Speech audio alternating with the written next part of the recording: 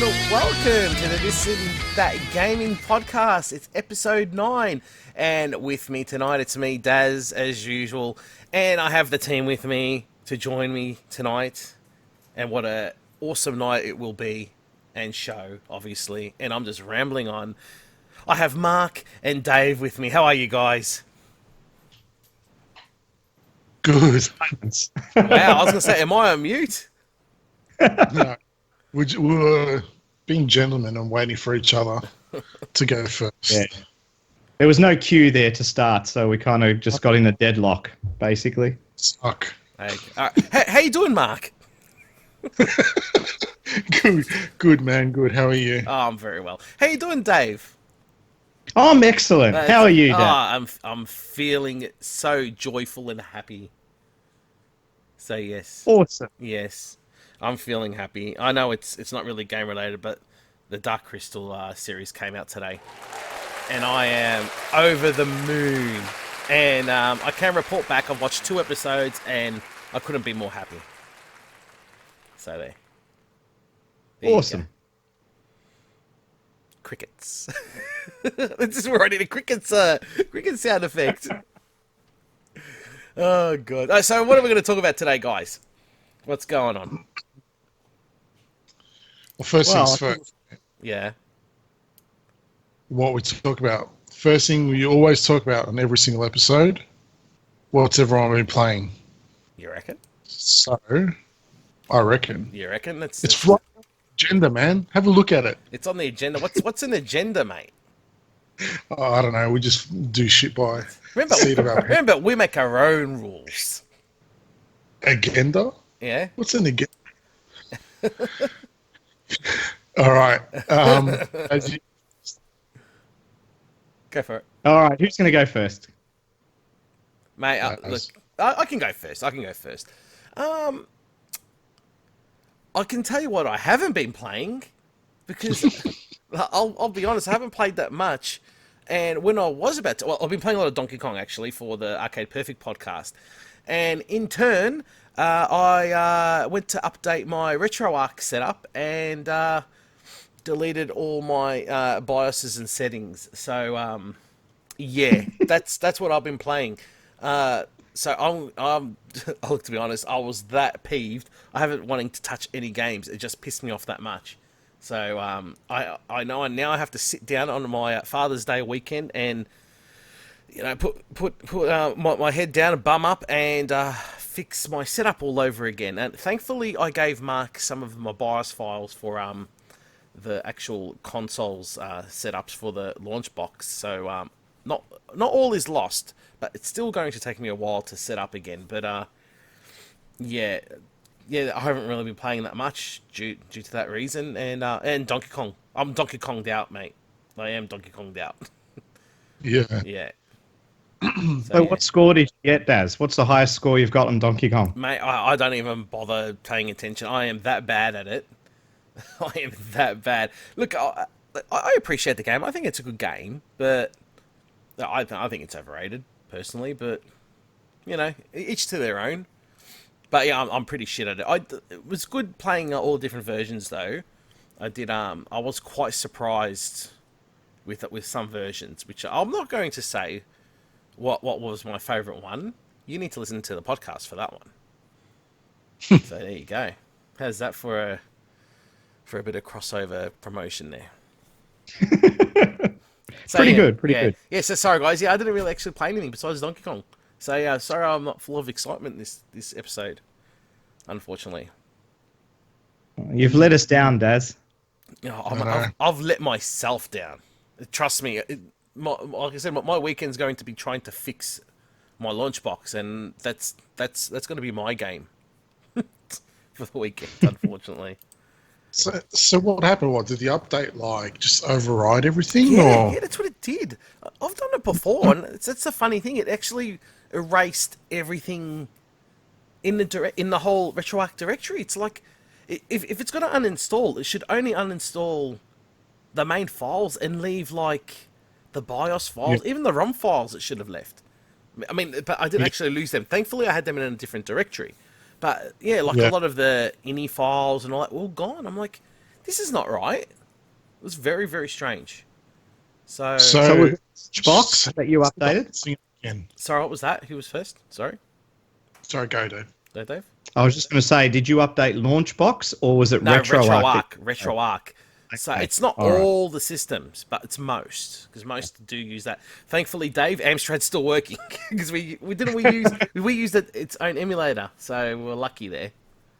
There you go. See, it's so robust. Yeah. It can survive a RetroArch Yeah, update. but you see Mark's face, disgusted. What are you gonna say, Mark? You need to add like a, I don't know, some kind of garbage bin sound or something like that to your little mix board. What was I going to say? So it overwrote your settings. So you have to set the whole thing up from scratch or most of it. The systems that used RetroArch, just those. Right. Yeah. Right. Which are most of those. So Yep. it's a pain, and the thing is, because it's not a desktop computer, it's actually a PC. And you know how it is. It's on an entertainment unit. It's not on a desk. Yeah. So using a little wireless keyboard is going to be a pain in the ass. So I actually ordered a wireless Logitech keyboard with a trackpad on the side and a touchpad, and supposedly it was supposed to arrive today. So I was like, awesome. But now all of a sudden Australia Post saying, oh, it's going to arrive Wednesday. So thanks, Australia Post. Thanks a lot. I love how they do that. Yeah, so I'm not... Yeah, so we'll see what happens. I'm going to have to use a wired keyboard or something, because I'm not using a little handheld Bluetooth keyboard for that. It's just too... too much of a headache. Well, that sucks, dude. Yeah. Because, yeah, I know how much fucking time and effort into that one, so... Yeah, about 7 weeks. And it was still going, actually. It just kept going and going and going, but... Yeah. Anyway, first world problems. True. Mark, do you want to fill us in on what you've been playing? Yeah, sure thing. I'm trying to think. I actually haven't been playing a whole lot lately. But one game that the one that I have been playing is, I just got my delivery this week, has been the Switch release of, what do they call it now? Ninja Saviors Return of the Warrior, something like that, which is basically it is the perfect. I needed this game at this point in time. Like, it's just, it's if you ever played Ninja Warriors on the is it Ninja Warriors Return? I think that's what it was called on the SNES. Yeah, it's basically it's an updated version of that, and it's so good. It's so much fun. It's a side-scrolling beat 'em up. You don't have the multiple planes. It's just literally left to right. Mm-hmm. And you can choose from at the beginning. You've got choose from 3 different characters, 3 cyborg ninjas, I guess. And if you ever played the likes of, I don't know, Vigilante. Vigilante. Yeah, thank you. Yeah. And it's basically a much better version of that. And yeah, it's really, really good. It's such an underrated game, I think. I don't know, something about it. Just the way the combat works. You don't get it in other fighting games, and yeah, it's just been enjoying that. It's just been a nice distraction, I guess, from work and the stuff, and can just kind of pick up and play for 5 or 10 minutes, put it back down, come back to it later, and rinse and repeat. And it's got some unlockables and stuff like that as well. They've added a couple of extra characters that you can unlock playing through. But yeah, well worth the wait. If you I saw it was on the PS4 store today for $25 or something along those lines. So still worth it digitally? Oh, definitely. Yeah, definitely. Okay. It's really fun, man. It's really, really fun.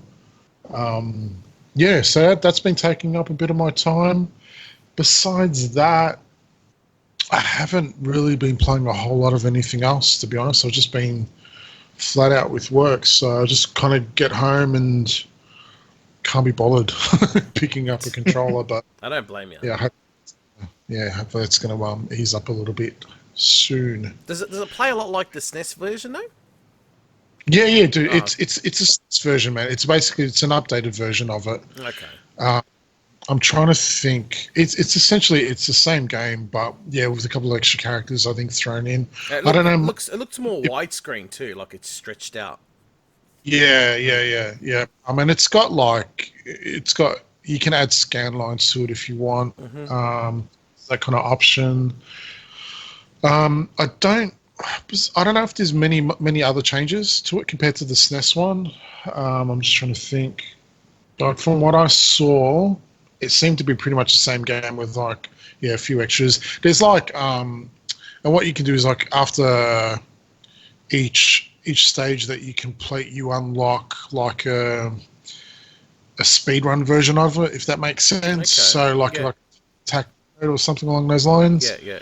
So little unlockables like that, and to unlock the other characters, you basically have to play through the entire game, I think, with each of the cast and stuff. So, and it's not easy. It's not easy. The game's kicking ass, but yeah, it's been good, man. I've been really, really enjoying. I think you're gonna love it, dude. You like the SNES one. Love the SNES one. I think it's freaking awesome. I think it's better than the arcade version, to be honest. Oh yeah, absolutely. So yeah, Dave, what have you been playing? A shit ton? No Man's Sky. No shit ton. Just No Man's Sky, pretty much. Can you play with me, David? If you want. Yay! Get out of here. Don't ignore it, David, please. She's behaving again. I've forgotten her name. It's Casey. Casey, that's right, Casey. Yeah. Hopefully her big brother won't return. No, he's at the milk bar playing Street Fighter 2. Oh, yeah. Bullying the kids out of their pocket. Right, yeah. What did you say? Yeah, so No Man's Sky has pretty much been all I've been playing. And the more I play it, the more I sort of find the flaws in the game, but I'm still enjoying myself. So I just keep playing it. I haven't even done a lot of the stuff that's come out in the Beyond update, like, milking alien creatures and fighting on them and doing multiplayer missions with other players. I haven't done that yet. But there really is quite a lot of content in the game now compared to what was there when it first came out. And there's quite a lot of different activities to do. And I think that's why it's so appealing. So if you're the type of person that likes to build bases, you can do that and spend hours and hours and do the quests around base building. If you're the kind of person that just wants to do exploration, there's plenty of that to do. If you want to, build a space freighter and a base on there, you can do that. You can go on multiplayer missions. So I've been doing a mix of everything. I've upgraded my ship. I've got new multi-tools. I've done quite a bit of some of the main quest lines. And yeah, it's just been a lot of fun. It's not without its flaws. Some of the dialogue is still broken. I had a couple of situations where I sort of got stuck in the world and had to exit and restart. So it's not perfect, but it's definitely, playable and a lot of fun to play. So it looks sexy, man. It looks sexy. It does. Yeah. They've added a lot more variety to the biomes too. So I landed on a world and the sea was like orange. Okay. The grass is pink. And there's these like crystalline creatures floating in the air. So it's freaking grouse. It's good fun. So that's been really good. The other thing I thought I'll try something else just to add a bit of variety to my day. So I was on Game Pass and a few more games have landed on there, actually. I think another 4 or 5. And one of them's called Ape Out. I don't know if you've heard of this game. No. Anyone? No. It came out, I think, last year. It's an indie game, and it's pretty cool and trendy. You're basically a gorilla, and you've got to escape through these levels. And the way you do that is you basically pick up humans and you throw them into other humans to kill them, or you smash them into a wall or throw them out a window. It looks And like it's got Hotline Miami or something. Like it does a little bit, yeah. And it's set out in volumes like albums, right? Okay. And each album has a different soundtrack to it, and the music plays really well along with the game. It's just so stylish and just really simple to play. You essentially only have a few moves. One is that you can pick up an enemy and throw it. The other one is you can push them into a wall. But you get different types of enemies. So you get guys who shoot tranquilizer darts at you or throw grenades at you. And the levels are quite smart. In some levels, it's pitch black and you've got to avoid the lights because obviously that's where the people are. Yeah. Just a lot of fun. This would be a really good game on the Switch or on the Vita. It would be a great game. Actually, it looks a lot like Mr. Shifty. Heaps like Mr. Shifty. Yeah, it does. It is a bit like Mr. Shifty. Yeah. I think it's probably a little bit easier. And it rewards you if quick. So rather than hang around for ages, in some circumstances, rushing through the level is actually... It actually looks like a lot of fun. Looks like a lot of fun. Yeah. Game Pass, you'll kill a half an hour with it easily, too. Yeah, and it's 40% off on Steam at the moment for $12.90. There you go. Yeah. So yeah, that was pretty cool. That's about it, really. The only other thing I've been playing, my son really wanted to play the Amstrad, so we fired up Bubba's Palace. Bubba's Palace was a game that came out in 2017. It was the Retro Dev winner for that year. So in Spain, they have a Amstrad competition every year. Yeah. And I could see Mark really interested by this competition.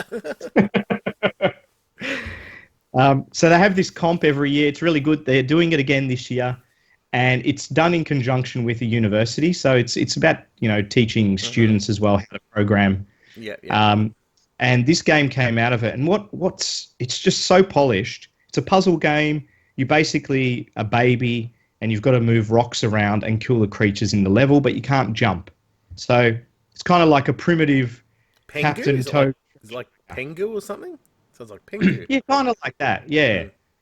There's 100 levels, but it's just ultra polished. Got a really nice intro, really nice title screen, great music. When I think back in the old days of Amstrad games, so many of them just started up with no introduction, no music, no title screen, no lives, nothing. Yeah. And it just shows you that if you take a bit of time and produce something like this, you end up with an awesome product. So yeah, if you have an Amstrad out there, make sure to get Bubba's Palace. It's free. Just Google CPC Retro Dev and look in the 2017 zip, and it will be there. So I think Mark's searching for it right now. He is. He's downloading the WinApe emulator as well. Yeah. I can't remember if I've actually got that ROM. I'll have to double check. Yeah, it's good, dude. Yeah. It's really, really good. So that's it. That's all I've been playing. Cool. Mm. Okay. Next. Just quickly before we get into the news, I attended the... Wow, I'm so professional. I attended a game, GameLand... Jeez, what would you even call it? A game expo? Not even a game expo. It was like a GameLand thing. And I've got to get the name of it. LANdu, I think it was called. LANdu. LANdu, yeah. I attended it. It was at the Melbourne Showgrounds. It was their first time doing it, and it was a good effort. There was a lot happening there. Started at Saturday morning and went straight till I think about 12 Sunday. Like it went through the night. It did not stop. Because I think they were playing against people overseas as well. That's why it was like a overnighter. But no, I took my son. I think he's pretty good at Smash. So I thought, look, I'll take him along into the Super Smash Brothers Ultimate Comp, and he came third. So I'm quite proud of my little boy. But there was, like I said, there was Nintendo comps there. I think it was like Mario Kart, Splatoon 2. And then the PC side of things, I had like, I think Dota and all that kind of, that is PC stuff. I think that was CS:GO. I think they even played that.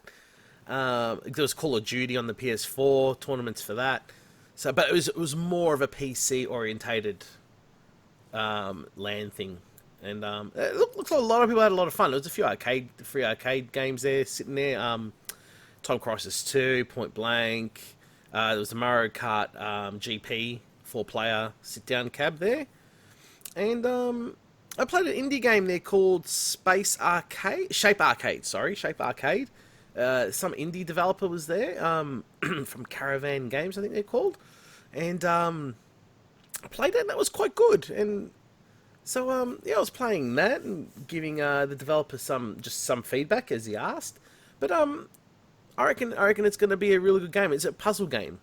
Pretty much, it was really cool. It's like it was set up with two like rotary sticks, like two paddles, like two knobs.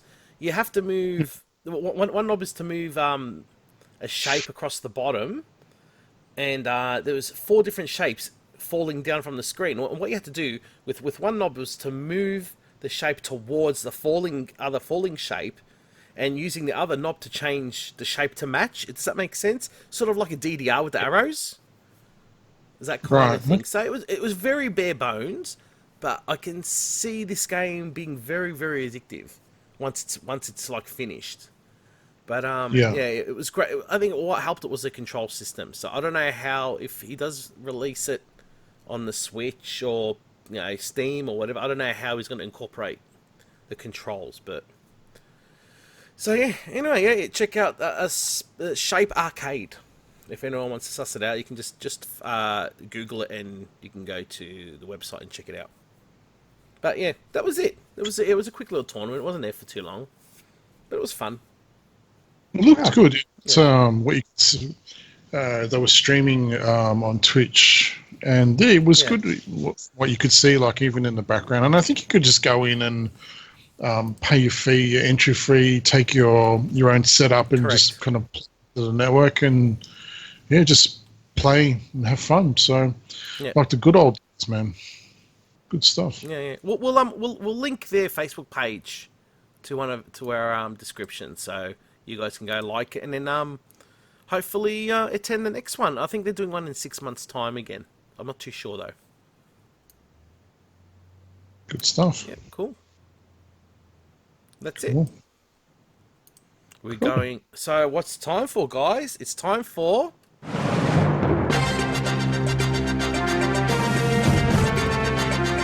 With your host, Dave and Mark, and myself. I think we need it again. Okay, go for it. Cool. Yeah, cool. Mark, Dave loves that music. He loves it. I love it. It's the best. Alrighty, let's get into it. First off, the first Capcom Home Arcade. So, I guess some review units are starting to make their way around to some of the different news outlets. Digital Foundry, I think, did a break as well of it. Did you watch it? I haven't. No, I haven't had a chance. I watched it. So go for it. Let us know. What do they say? As we've suggested, the setup of the stick was quite out of the ordinary. It's not something that they really liked as well, the Capcom logo, but it is what it is. They found it was not all the games, but some of the emulation on some of the games later in the game, it gets all buggy, which is quite strange. So it's obviously the ROMs they're using. As I said, like, for example, Alien vs. Predator runs fine if you finish it.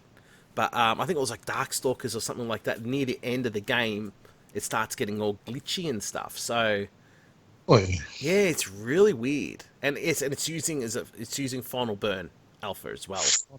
Well, I think like a modified version of it. Yeah. It's still dodgy, but they still need to iron out a lot of things. You can select the aspect ratio, obviously, which is quite smart. But because they said that it was the CPS 2, 1 and 2, isn't it? Yeah. Yeah, that's right. I believe so. Yeah, Yeah. yeah. The resolutions, because they used a certain type of resolution. It wasn't actually like 4.3 ratio. It was sort of odd in between. It was like a semi-wide screen. So Yeah. they said they had kind of having trouble of aligning that properly on the TV.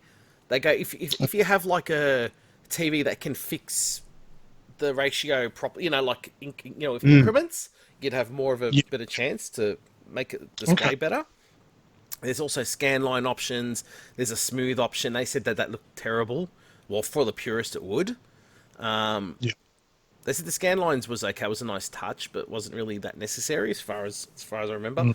Look, they weren't overly impressed. They thought it was nice. I think the price is what's really making it struggle a bit. That's not very tempting. Also, what was they said? They said probably that one of the best things about it is that you can go online with it and upload your scores and do that kind of thing, which adds a lot to it. And it has got a USB input to allow updates as well, supposedly. Right. Okay. But and Wi-Fi, right, as well. Yeah, Wi-Fi. Yeah. So. Yeah. Look, they liked it, but they weren't that overly excited, I don't think. Look, I believe it's going to retail for $250 USD. It's going to be $400 here. That's crazy. Jesus. So obviously that's going to go. It's a weird one because it's two sticks, because it is a dual stick system. When you buy an arcade stick, for example, for your PS4 or whatever, I mean, those go between $250 to $300 on their own. One. So when you put that into perspective, that's not bad. But the problem is with this thing, I doubt, for example, I'm going to be able to plug this in. I won't know, because it's a plug and play unit. So you can't plug it into your PS4 and play Street Fighter or Guilty Gear or anything like that. So it's like, I think the only good thing about this is once it's inevitably modded, then it might be, oh yeah, this is not too bad. But you can buy similar units on freaking for half the price. So they pretty much said that too with the Pandora box things. Plus you can use them as arcade sticks on your PC. Yeah, exactly. So this is very much a niche product. There was blow up the day it was announced because they're using basically what is meant to be a free to use emulator. You're not meant. So the authors of Final Burn are not too happy about that. But yeah, I don't know. I think for this one, I'm going to wait and see, because like I said, Big W have got it listed on their website. That's insane. I'm surprised. Well, EB, wait for it to be discounted, mate. I guarantee that it'll be half price. For $200, I'd actually consider it. Yeah. It's not bad for that much, but for 400 or 450, whatever it is here, no chance. But yeah, wait and see. Wait for it to be hacked and then get its, true potential unlocked. But I'm shocked to hear that Darkstalkers of all games would be buggy, And the thing with Final Burn as well is that it's not I don't know what's the term I'm looking for, but like, for example, like with MAME goes out of its way to properly emulate like each system, right? As Final Burn is more along the lines of, yes, it's an emulator, but it doesn't look to perfectly emulate the system. It's more about getting the games running and getting running fast. So to hear that it's buggy that's concerning. Yeah, it's strange, but they reckon at the start of the game, it's like, it's not even just that one. It was a few others that I can't remember. They run fine at the start, but then near the end of the game, the more you play it, the worse it gets. It could be a memory issue.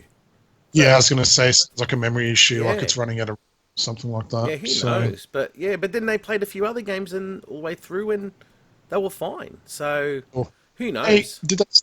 What the guts of it are? Is it like a Raspberry Pi or is it? I can't remember what they said. I don't think it wouldn't have been a Pi. obviously, but I probably would be able to run those with no problems. Yeah, exactly. Yeah, I was going to say. Okay, all right, fair enough. Now, because I remember, and I also remember you saying to me that I think the people behind this are the guys that did the C64 Mini. Is that right? As far as So, I can see, it looks like they're related somehow because okay. it's a British company. Yeah, Look, yeah, I because could be wrong, but that's what it looked like from what I've read. yeah.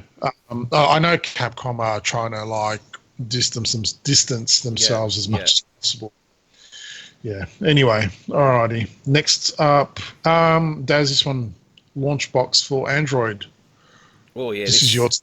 Yeah, man, this excites me, and like I say, I always brag about Launchbox on PC, and now that it's coming to Android, is just going to be so awesome, and you can use it with RetroArch as well, and it looks so much easier to set up too than the PC one. If you go to ETA Prime's YouTube channel, it actually shows because he gets everything before everyone else. I think he's actually part of the support team of Launchbox, so he gets to. Okay. Yeah, he does a lot of tutorials and how to set up Launchbox and all that kind of thing. That's an awesome channel. But yeah, I mean, and Dave mentioned when I mentioned it. Imagine this set up on a friggin' Switch once Android gets installed on the Switch properly. That would be amazing. You could have a full emulation set up on your Switch, nice, and you just touch the screen on which game you want. I mean. This is cool. It didn't look like it was a big box version like the one I've got. It's more of the basic one, but it's still nice and neat. Yeah. And it's free. So, cool. Yeah, that's it for that. Nice. All right, looking forward to that one. Okay, moving on. Was it last week or the week before? No, it was last week. Gamescom took place in, I think it's Germany from memory. There are a couple of items, to come out of there. First one, I don't know if you guys watched the video, but the Intellivision Amiko, it's not vaporware. It's an actual real deal. Yeah. I know, Daz, you're not overly excited for this one. I not at all. Look, it depends on what the price point's going to be, but they actually showed the system running, and they actually showed games on the system, which is more than you can say for the Atari. Yeah. But it looks like a foot spa though. It does look like a foot spa. I'm not even gonna. You can't deny that it does. I think it looks cute though. But yeah, a lot of the games that they showed running were like remakes of arcade classics. So look, I'm low key kind of keen on the system. But again, it depends on how much it's going to be and how much the games are. It's aimed at casual gamers, like casual gamers. Yeah. It's, like probably it's not even targeted at us. I would say I'm thinking like someone like my brother, who likes games but is not hardcore into them. But see, I want to see like where they're going to go with it. I know there's a new Earthworm Jim. Yeah. Coming out for it as well. So, yeah, I'm keen to see what they do with it. Look, I'm interested. If it's like it's not going to happen, but if I can get one maybe around the $200 mark, Australian $200 mark. Yeah, exactly. I probably will grab it, but I just don't like the Intellivision controller. I reckon it's just absolutely horrible. I don't get why they. I guess I get why they kept it like that, but yeah. It's not a control pad or a joystick. It's a dial. So. Oh yeah, and does it have the touchpad numbers as well? It looks like it. Yeah. It's like the Coleco. Yeah. Okay. It's a telephone foot spa. But it's interesting because this was a console that came out a really long time ago. Yeah. And a lot of people that remember that console aren't really heavy gamers, like you were saying, Mark. So if they market this right, they could actually get a lot of the nostalgia purchases. They will, man. They will do, because I'm part of the Atari Age Facebook group, and they're raving about it there. So, that was quite interesting. They just got to get the price right. That's right. Yeah. get the price right, throw it in somewhere like a Kmart or a Big W, and you'll have ads and mums just buying it left, right, and centre. Absolutely, absolutely. And again, look, they've produced more than all the other console rehashes. So Yeah. wait and see. Fingers crossed that they do right by this. All right, next one now, Dave. I know you're excited about this, or I think we all. More Streets of Rage 4 footage. I think we actually talked about. We were hoping we were going to get more footage and more characters, and exactly what we got. Yeah. I'm going to put this on with you, Dave. Go for it. Yeah, so they revealed another character called, I think her name is Cherry Hunter or something like that. She kind of plays a bit like, what was the kid called? Jesus, I've just Skate. My mind's blank. Skate, a little bit like Skate, but she's also got a guitar, so yeah. she's got her own sort of unique moves as well. Seemed pretty cool. There was one move where she sort of clears the whole screen of characters with a guitar riff. So yeah, I really liked it, and it looks like, judging by the title screen, that there's probably one more character to reveal, the base 4, and then I presume maybe there'll be some unlockables. But from what I saw of the short video, this looked really, really good. So the game seems to be getting better and better. They had a few different environments that they showed her on. So it looks like they've got quite a bit of the game done.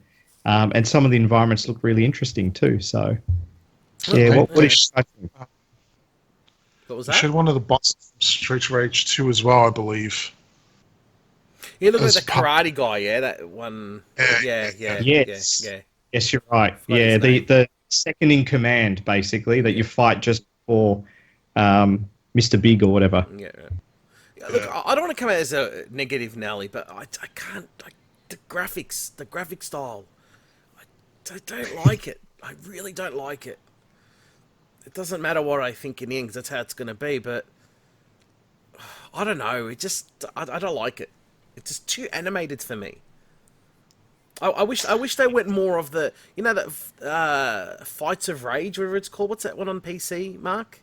Fight and Rage. Fight and Rage. I would have preferred if they went that direction with the graphics. I think that would have been more loyal. Yeah, when I first saw it, I don't mind it. I actually quite like it, but I knew you wouldn't like it because it's almost got that flash feel to it. Yeah, but it just looks too animated to me. I don't know. It looks too cartoony. And Axel looks like shit. I don't care what anyone says. I think he looks ridiculous. I really don't like how he looks. He looks too he just looks weird. Looks like he's puffed up. He looks like a dude that used to be, Healthy in his and- prime. Yeah, in his prime, yeah.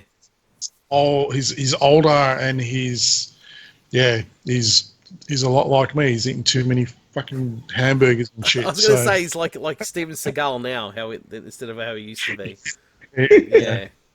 But It's kind of like a Dolph Lundgren, right? I know. Yeah. Yeah, look, I don't mind the animation.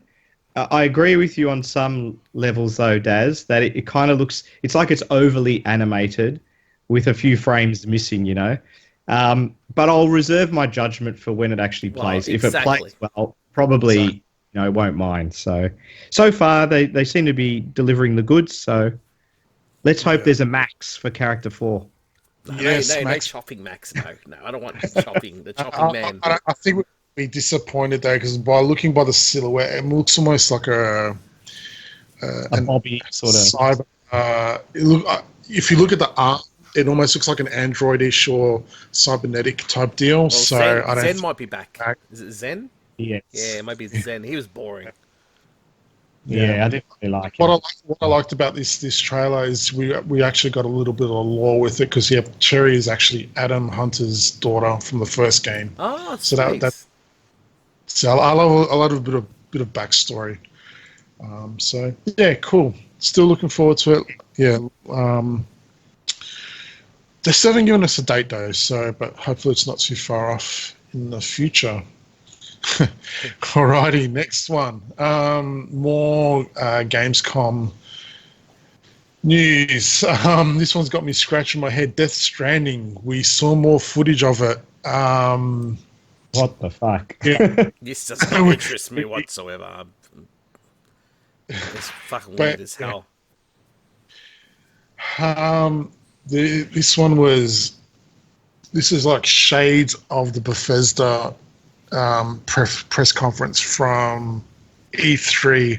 So part of the footage that they showed was the ability for you to take a leak, and people were cheering. And the mushroom grows when you take a leak as well. Don't forget that. Leak and you spawn a mushroom, and yeah, people were like cheering on, like this is the greatest thing ever. And they showed more characters and they explained more about how the baby works, and I still don't get what's going on in this game. I know it's Kojima and we're supposed to like give him a free pass and just throw our money at the screen, but I just think what's going on with this game, reckon, and I don't. You know what? I think Konami was good for him. I think they would have sort of said, dude, relax a little bit, yeah? And now he's got free reign. Now he's got free reign. And he's... He doesn't, dude. He doesn't have free reign. That's the problem. Oh, he doesn't. It's tighter now, man, because Sony are funding this game. So if he had free reign, we wouldn't be seeing this game for another 3 or 4 years. I guess, yeah. So he's had to keep to a schedule, but it's like... It's still, I don't know. It's just. I reckon Sony shareholders will be like, "What the fuck's going on? What's he doing? He's gonna ruin us." They'll say that, but that game's gonna sell millions, man, and then they're gonna be like rubbing their hands together, like, "Yeah, it's the good shit." Yeah, you keep on producing these weird ass games, and we'll keep throwing money at you. So, does anyone have anything positive to say? Because I sure as hell don't. No. Did you watch the footage? Because it was boring as hell. It was like after he takes the leak, that guy, he basically walks around with this giant box on his back and then climbs a mountain with a ladder. It was not exciting at all, was it? No, there's and all the different clips that we've seen so far. It's like I still like what is going on and what is the point of this game? And like even where they've shown combat, it's just been like, yeah, okay, yeah, that's they're not cool, giving you I anything. guess. They're not giving us anything, are they? There's like no, it's that there's weird ass characters, and yeah, you can now take a leak and spawn mushrooms. So it's like the thing is, you can't race. What was it? Turtles. You can't race turtles in it though. Can't race turtles, no. And you can't race on other players when they're nearby. That's the other thing as well. That's the only thing I probably got out of the demonstration was that you cannot take a leak when there's other players around. So, sorry, David, I cut you off. No, that's all right. Yeah, I was about to say what Mark said. I think it keeps your modesty or whatever, so you can't take a leak. I think the only thing I got out of it was that the baby... Is it like some sort of, able to see another dimension or something? I can't remember. There was some weird shit happening there. It was. And like the character they introduced, I think her name was Mama or something like that. Like she had a baby, but it was stuck in another dimension. So she's like holding it, but it's not there. Yeah. And she's like really sad and shit, which, of course, if your baby's stuck in another dimension, what else are you going to be? It was just and the only other thing I got from it was what's his name, Jeff Knightley, the dude that hosts the Game Awards, is that his likeness is in the game as well, because you can tell the fucking bromance that goes on between him and Kojima as well. They tried to explain it, and like you can shake the baby to calm it down, and yeah, you can rock it, but I think I don't mind the weirdness because that's him, and I can enjoy that. But it needs to be fun to play as well. I don't want to just be walking around fucking bored out of my mind. exactly. So I'm sure they're keeping their cards close to their chests on purpose, so that obviously there's something to look forward to once it comes out. But I don't know, just show me something, man. Show me something to get excited. Otherwise, yeah, it's my money stays in my pocket. Yes. Alrighty, that's enough about Death Stranding. I found your soundboard, man. I found Play it your again. Correct the mundo. I need to put the sound up there. Yeah. Alrighty. Cool. So we touched on this a little bit last episode, and in the past 2 weeks since then, the Australian Office Film and Literature, or whatever it's, the OFLC, basically, the ratings board, have gone off the rocker and decided to just go ahead and lay down the ban hammer on a bunch of other games again. So first it was it Daisy? Yeah, it was Daisy first. Yep. And now they've put the ban hammer down on Kingdom Come Deliverance, Hotline Miami, and some unknown Rockstar game that no one's ever played before. They've gone ahead and banned it, which we're thinking it's probably some kind of DLC or something like that for Red Dead Redemption 2. And there was something else. There was, is it We the Many? It could have been. We the Few, I think it's called. And there was one other game that I saw. But oddly enough, Kingdom Come Deliverance, We the Few, and there was something else that got banned, are now showing up on Game Pass. I just checked today. They're all there. What the hell's going on? Hotline Miami, because that was announced, 1 and 2, the bundle was announced for the Switch.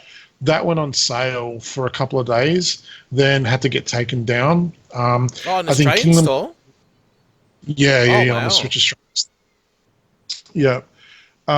Kingdom Come Deliverance, I think they may have resubmitted like another version of it to get around the banning, but the one that cracked me up the most is unknown Rockstar game called Bonnet. Nobody knows. Yeah, but they've seen. Say what again? I dare you. I double dare you, motherfucker. Say. Jeez, I kept going. Sorry. So what's next? Who knows? That's ridiculous. Even my Hotline Miami 1, because that was never banned. I know the second one was. So I thought the first one was as well. No, you can get that. The second one was banned. Yeah. Very, very strange. I don't know. Maybe, I don't know. maybe because it was a bundle? Was it only a bundle? Yeah. Okay. Yeah. So. Yeah. So stupid. Mate. So let's see what else gets banned between now and the next episode. We should make bets. Do bets on it. I know. Yeah. Bets on that. Yeah. Righty. Next one. Google Stadia getting Cyberpunk 2077 and Mortal Kombat 11. Do we care? No. No. Because I won't be getting the Stadia. I think Cyberpunk is not a bad game for that. Mortal Kombat 11 though. Yeah. It's not though, man. It's not though. These games are going to be selling for full price for a stream. Yeah, I know. It's just. But I think from Mark's point was more around that If it's going to work. Something like Cyberpunk probably would work quite well. But MK11, you got Buckley's. Yeah. No, I don't care. Don't care. I don't care for this. Okay. No, I reckon All right. it's a shame because I think Google could do something really cool, and I think they're just screwing up doing this. But yeah, We haven't. When this is coming out? do we know when it's coming out? It's later this year, wasn't it? The Really? Stadia. Stadia? Yeah, so it's not too far away. Cyberpunk's not until next year, though.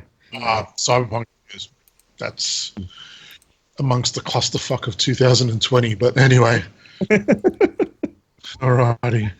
Next one. Yeah, so more from Gamescom. We actually saw some Marvel Avengers footage. We didn't really get to see much at E3, but they've taken the wraps off and showed the first, I guess, section of the game. Yeah, thoughts, guys? Daz, I know you were keen on this one. Man, I just thought I'd check out the trailer and thought, fuck, this looks amazing.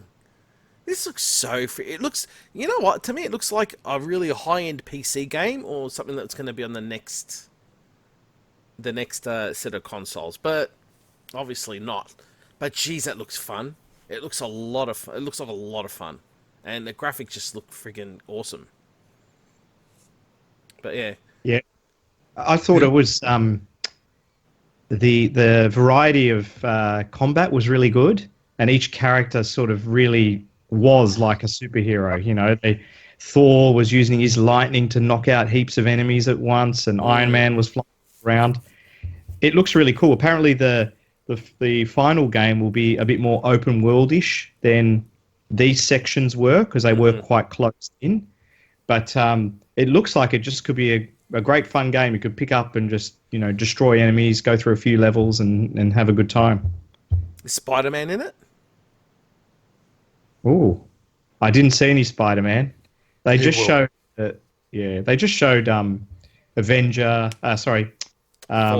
Black Widow, Hulk, Iron Man, and Thor. Yeah.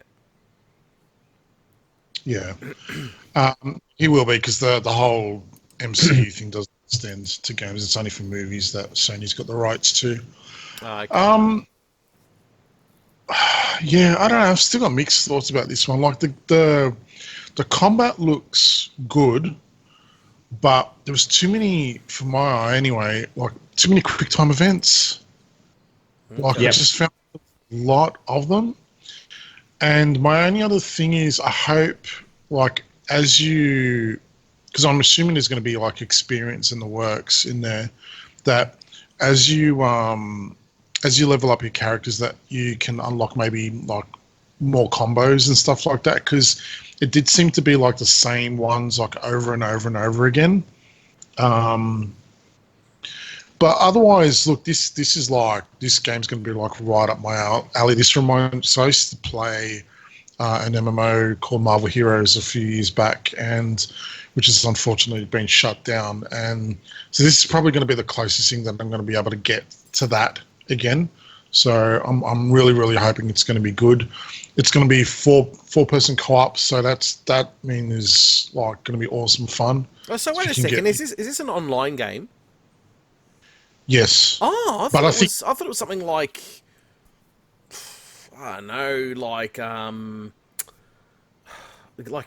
what's it called? Oh my god, what's it called? I've got to look through my friggin' things. God of War or something, like the original God of War type games. You know, like just like a beat 'em up. That's what I thought. It is going to be a beat 'em up, but there is going to be online components to it. But I'm pretty sure that they said that you'll be able to play offline as well. Oh, okay. You're not forced to play online, but the option's going to be there, and there's going to be like hub worlds, and I think they're pushing it as kind of like, and I could be wrong, but I'm sure that's what they said at E3. It was almost like a live service game, like Destiny or, you know, The Division and stuff, where they're constantly going to update it. Yeah. There'll be DLC and all that kind of stuff, but I think what they confirmed was that every like stage and every character will be free from memory, but charge for stuff like costumes and shit like that. That's where they'll make their money from, because that always sells, man. Costumes, especially like people will always open their wallets for those. And yeah, they said that it's basically you'll have 4-player co-op. They've already confirmed, I think they said Ant-Man was going to be one of the first characters coming out as DLC, and there was someone else I think they confirmed from memory back in E3. But yeah, I'm looking forward to it. The only other, and like a lot of people are nitpicking, and I don't blame them as well, is like some of the character models look a little bit The models themselves look great, but obviously we're so used to the actors that have played these characters over the past 10 years that it's kind of it's a little bit jarring. But you can't expect them to use those likenesses anymore because otherwise it's just going to cost a mint. You know, the only one that really throws me off though is Black Widow. I feel like they can do better with her. I don't like her hair. She looks like she's like coming out of the 80s or some shit like that.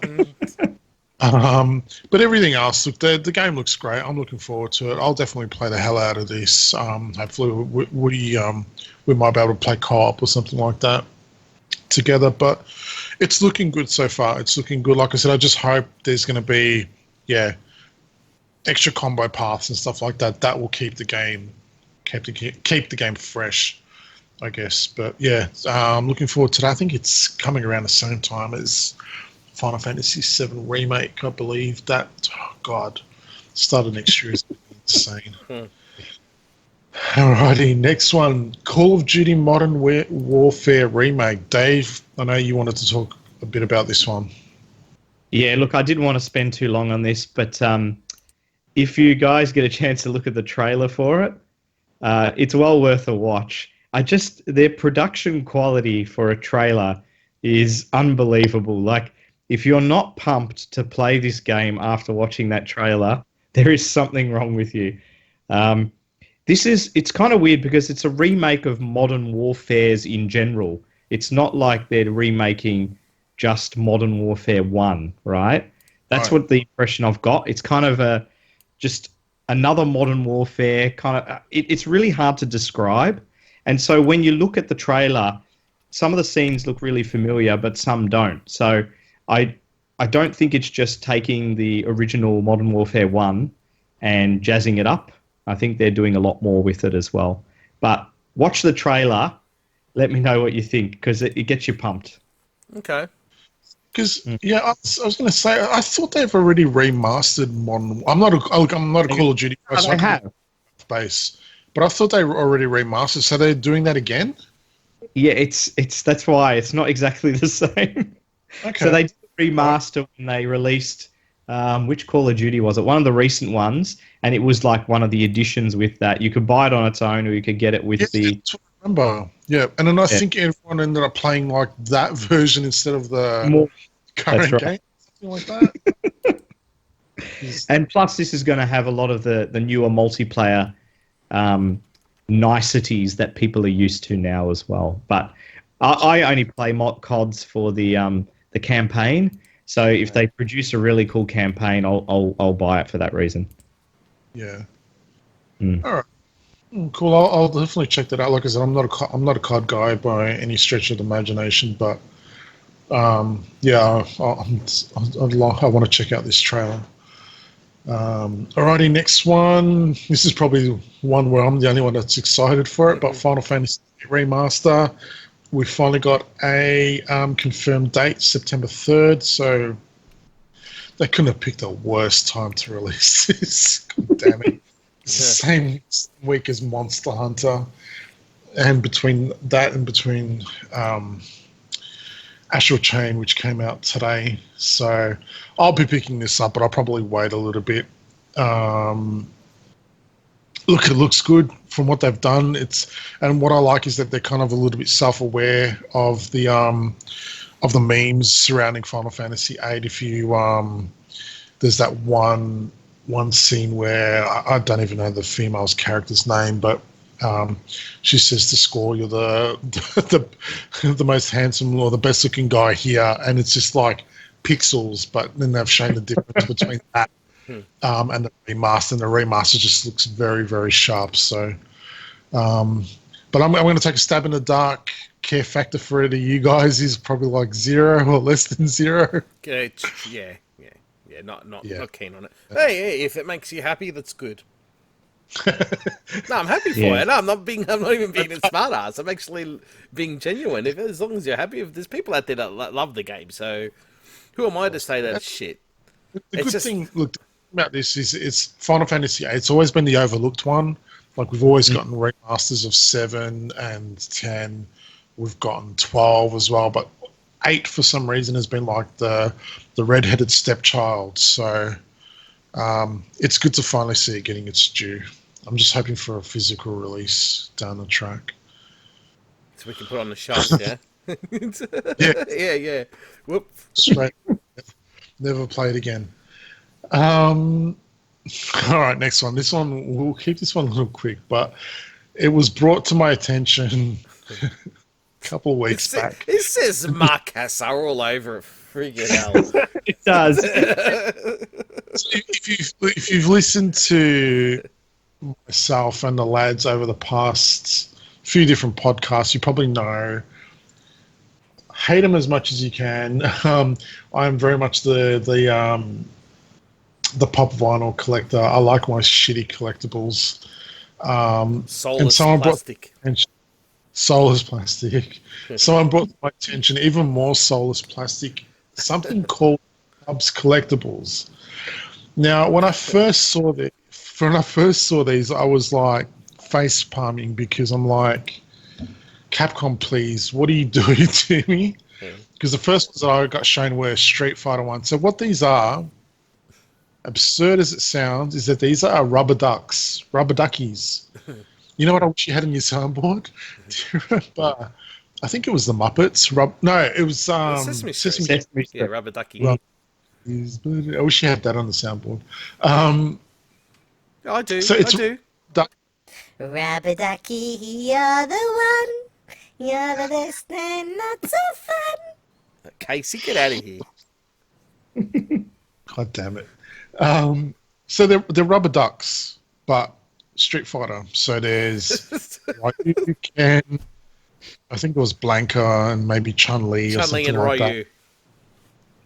Yes, and there's more, dude. There's Ryu, Ken, Chun-Li and Blanca. I'm not sure if there's any others besides that. So I saw those and I'm like, oh my God, they're going to get so much shit for this. And then I decided to put tubs into EB Games website. Man, these things are everywhere. Yeah. They're not out here yet, though. No, they're not. Yeah. But they're obviously pretty confident that they're going to sell well because I saw ones for Fallout. I saw ones for Skyrim. Destiny. There's even Destiny. Spyro. Yeah. It was heaps. Oh, there's a Ghostbusters too now. Jeez. Batman. Well, I'll chuck a link in the show notes so you can facepalm along with me. They're not cheap though. I will say, rubber duck, pretty expensive. They're $25 each Australian. But yeah, curious to see how these things sell. So you know what? The packaging's actually really cool. I haven't seen the packaging. They're in a tub. Yeah. They're in a bath. Bullshit, really? Yeah, they're in a bath. Oh, that is cool. They're in a bath. That's awesome. Yeah, I'll send you the link. Some of them look really good. The Fallout one looks great. Yeah, it does actually. I'm sick, man. Yeah, and I quite like Ken, and even Blanca looks pretty cool as well. I like the Chun-Li one, I have to admit. There you go, Mark. Check out that picture. They're like that. The packaging. Oh God. That is cool. Oh, I didn't realize. Okay, that's probably why they're so expensive then. Ducks, jeez. Who would have thought? Who would have thought? I'm going to need more shelves. Seriously, first time I saw these, actually Tagstar put it on our page. Yeah. Yeah. So I thought it was a joke. Yeah. Well, yeah, exactly. Because I'd seen them a couple of days before. And I was like, oh my God, Capcom's going to cop so much shit for this. Because I thought it was maybe something that they made. But then, like, I saw all the other franchises that are getting the tubs treatment. I was like, they're confident. They must be. Yeah. But cool. All right, this one. More Shenmue 3 footage was shown off at Gamescom. A day in the life of Shenmue. We got to see him play Chinese arcade games. That's right.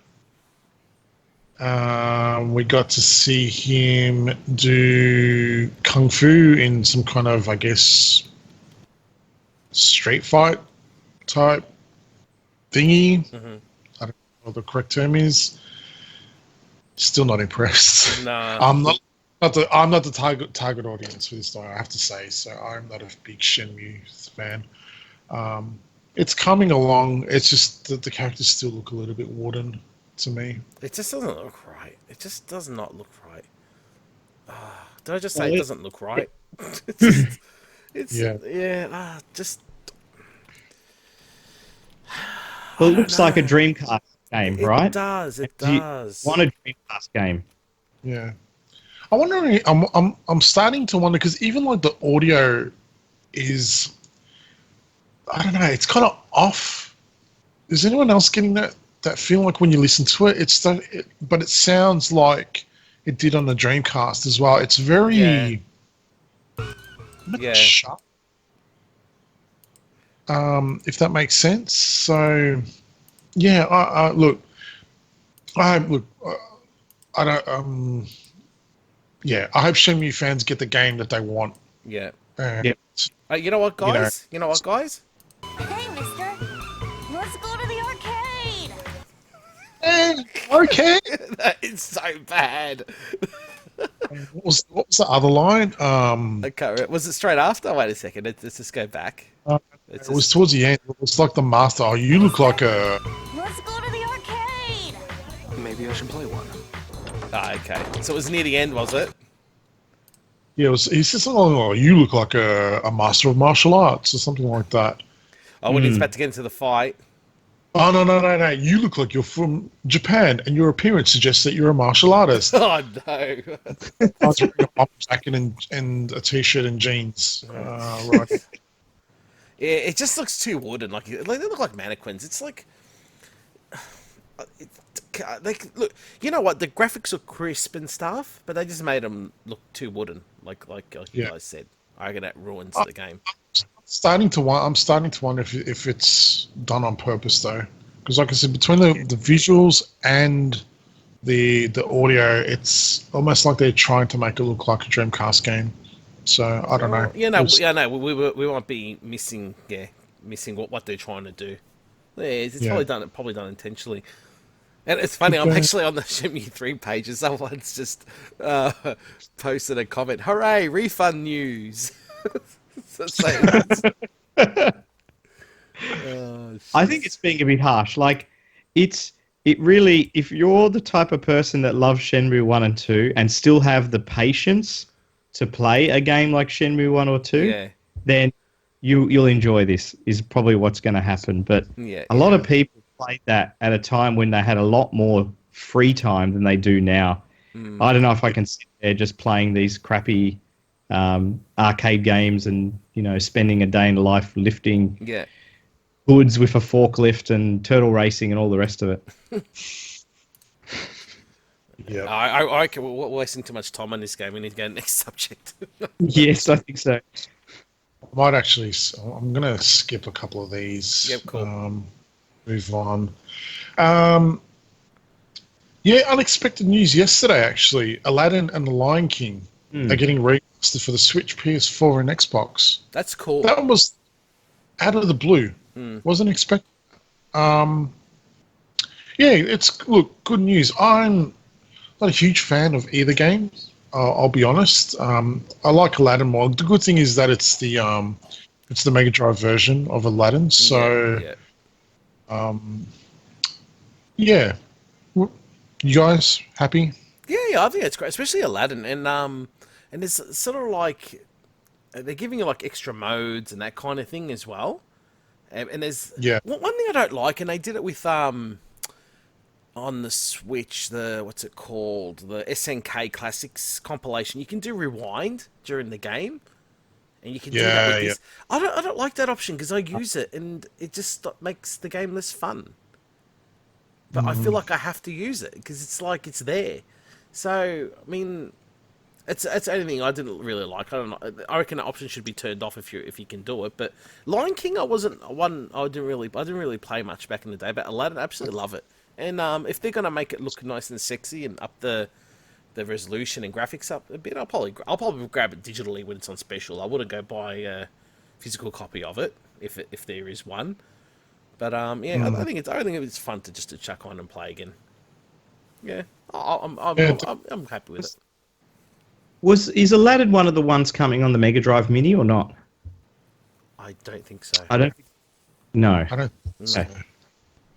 I mean, the original still looks really good. That's the thing. Yeah, it's aged really well. Game. Yeah. I'd probably be like Darren here, though. I'd only get it if it was sort of on sale. I don't think I'd be paying whatever they're probably going to ask, maybe $30 or $40 for the remaster. I don't. Lion King is a bloody hard game, and Aladdin's pretty hard itself. Yeah, so I don't know. It's good. I'm sure some people will like it. Aladdin is a good game, but would you pay that sort of money for it now? Don't know. No. I don't think so. No, I don't think so. All right, moving on. Telltale Games is returning. Looks like they've been bought out by, I think there might be an American company. I'm not sure. They have retained the rights to some of the previous games. I think Batman was one that was mentioned. Wolf Among Us 2. Good news for Telltale fans. I think they said they're going to stick with the episodic model that they're well known for. But I think I saw a quote from the person one of the partners that bought them and said it made it sound like they're going to stick with episodic games, but maybe release all the episodes at once. Because he mentioned something along the lines like he likes binge watching Netflix. So yeah, maybe that's what they plan on doing. So yeah, good news. Look, I feel like I've been like a negative bastard, but I've never been one that really has enjoyed Telltale games. I tried playing back to the Call it, yeah. And look, there were a lot of disappointed people. So when it was announced that Telltale was shutting down, so this is good news for them. I know they have said that they won't be bringing back The Walking Dead though. Someone else owns the rights to that now. So if you're a Walking Dead fan and a Telltale fan, unfortunately, yeah, not the best of news, but good to see that they're coming back one way or another. Cool. Alrighty. Mario Kart World Tour, the mobile game, coming out September 25th for iOS and Android. It's up for you can pre-order now. It's actually free to play. There will be microtransactions though. I'm looking forward to it. I'll give it a go. I'm hoping that it doesn't completely suck. I don't know how the controls are going to work. I'm hoping a Bluetooth controller will work with it. That would be awesome. You know, I've got one that cradles in that you can put in like a between. Yeah. So it looked pretty. Yeah, it does. It looks a little bit awkward in some places. I don't know why. There was something about it that was a little bit off. But what I liked was that the tracks were kind of had like real world settings. Like there was one track where they went through the Eiffel Tower, and there was one that was obviously set in Japan and stuff like that. So it's not just remakes of existing tracks. There's new tracks coming for this. There looks different carts and stuff like that. So yeah, it should be fun. Hopefully, hopefully it's really, really good because I love Mario Kart. So no, you don't. Yeah. No, you don't. It's true. It's true. I hate Sorry. racing. Sorry. I'm sorry. No one on this podcast anymore. See you later. Alrighty. This is going to be one version of Mario Kart that my kids will probably beat me in because they're experts on tablets. So we'll see how we go. Yeah, exactly. Alrighty, now one that's has made me a little bit excited. I think Dave is as well. WoW Classic, the much taunted demake, I guess, if you will, has finally hit. It's finally released this week to mark the World of Warcraft's 15th anniversary, and players are pretty much getting the classic experience with queue times of up to, I think, 5 or 6 hours. I saw one of our good friends, Aaron, was playing, and his queue on one of the Aussie servers was 10,000 plus. It's insane. I don't know. Like, I think Blizzard I don't know if they've underestimated the popularity that Classic was going to bring or what, but it's pretty insane. It's pretty damn insane. Dave, I know you've been keeping a kind of a key eye on this one as well. Yeah, look, I think they had an idea that it was going to be popular because you had the opportunity to sign up early and reserve your name, and they were seeing some of the servers were just chock loaded with people already just reserving names, and they're kind of saying to people, hey, maybe look at playing on a different server because you're going to have a giant queue.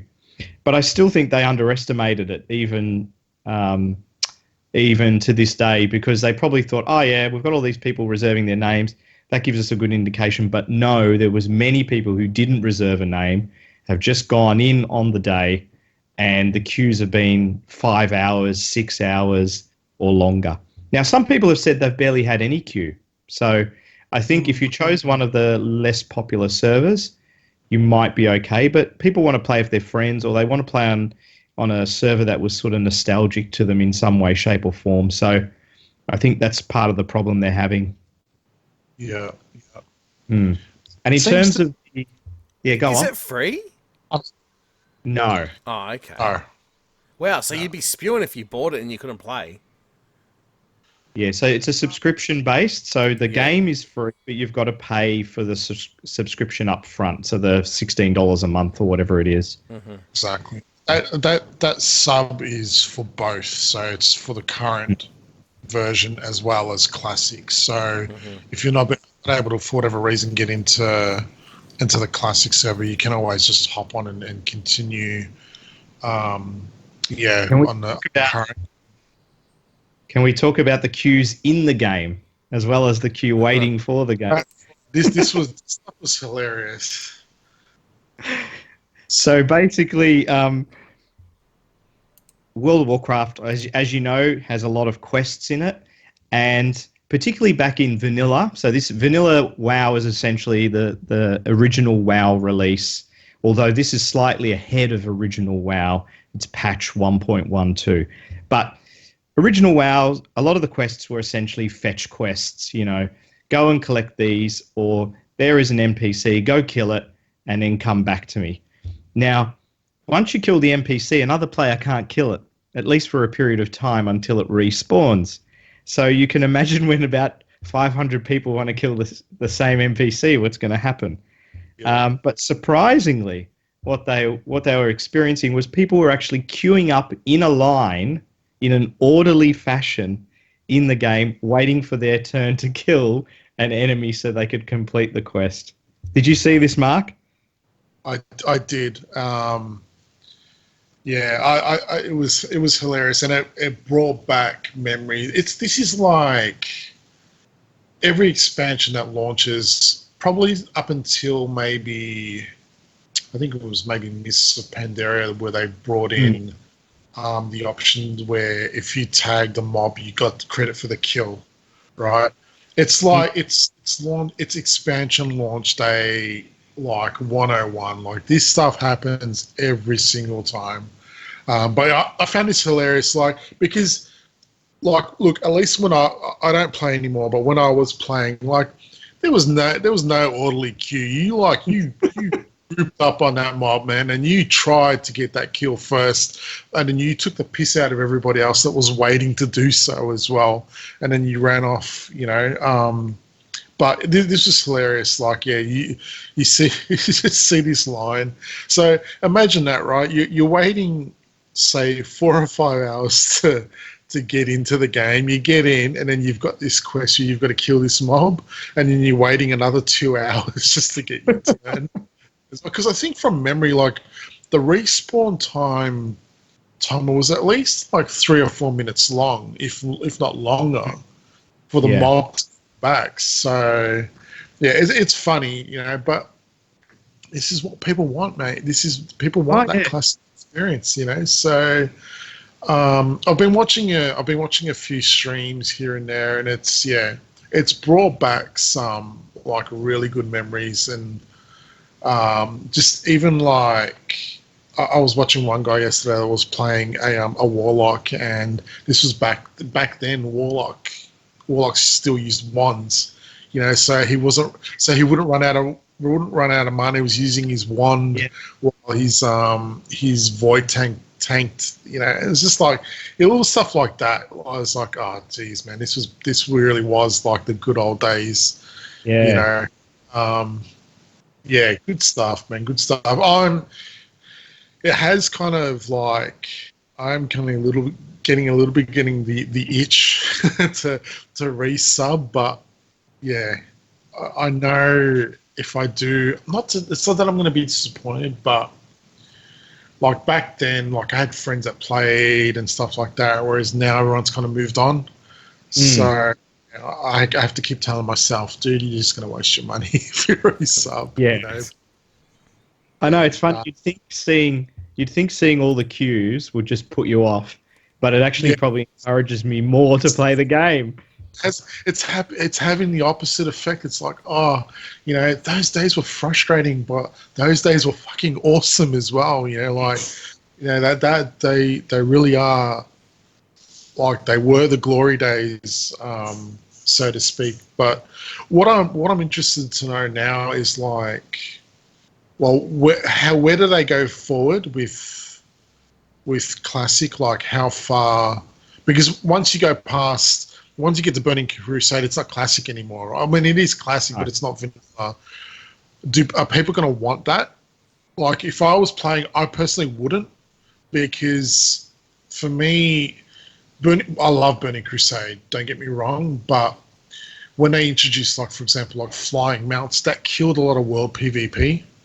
Yeah. And that's what made that game so much fun, like the South battles and stuff like that, and hinterlands and all that kind of stuff. So if they bring back Burning Crusade, that stuff goes away again. Yeah. How long do you keep playing the same content? Yeah. Do they do something original? I don't know what to do. And to see the obvious, like, I guess, hunger for that kind of content again is people are so willing to move away from the current stuff to go back to that. What are they going to do with that information? How are they going to use that to make the game better, like going forward? That's what I'm really curious to see. Like, what is it going to take away from the classic experience to make the game better in the future? Yeah. So are you saying it could go like in a parallel universe, like it could branch off to something different? No, not so much that, but like when you've got thousands of people, right, that are willing to drop your current expansion. So just to give a bit of back, because I know, Daz, you don't play WoW. You're probably not like up to date. So with the current expansion, which is called Battle for Azeroth, it's been really poorly received. Really poorly received. People are dropping it in droves. They are not happy with it. To give you an idea, I play every expansion that has come out so far. I may not play it like for months on end, but I'll play it normally for the first 2 or 3 months. With this one, I haven't bothered because it just looked that uninteresting to me. I think, Dave, you're probably in the same boat. Yeah, same. Okay. And people are just really unhappy. So when you've got like literally thousands of people that are so willing to drop your current content to go back to past content, that's got to be some kind of a wake-up call, right? And people have been screaming for classic servers for years, but